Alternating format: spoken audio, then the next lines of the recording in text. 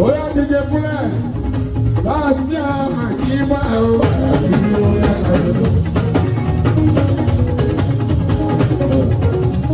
Ọmọ ìyá Kúdí, DJ Bullets, láàsì àbáta o. Ètò àdínà wa, èyíkò àbáyé, nígbà tí ó Kúdí náà ẹ má ṣe máa.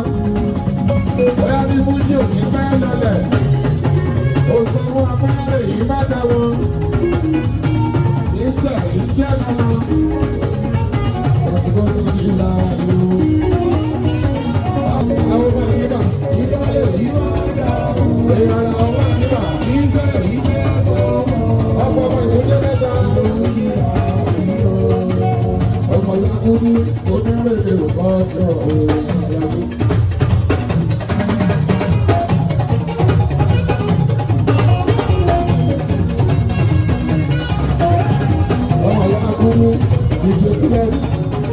Àjọ òṣìṣẹ́ níbi ìfìdí wọn lábà sọ.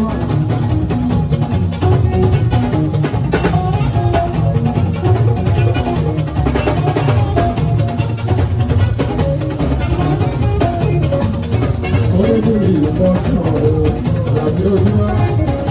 Èèyàn kíkà ọ̀ṣun wọn sí ẹ̀rẹ́ aláàbí. Ọ̀sán ọgbọ́n ní ẹ̀yà kan kí a rí pọ̀ àbí ojúmọ́. Bolumade, Onobajo, our Blackie family, that's all, thank you.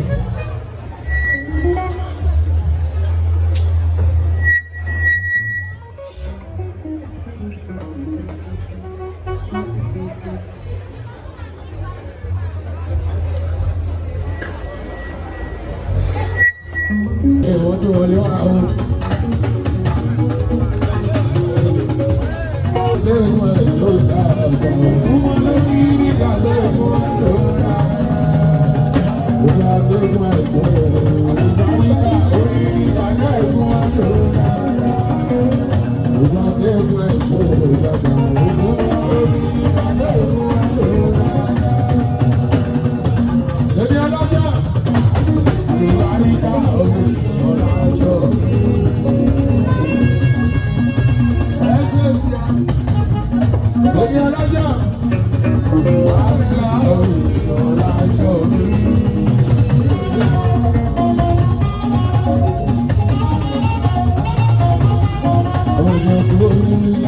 Very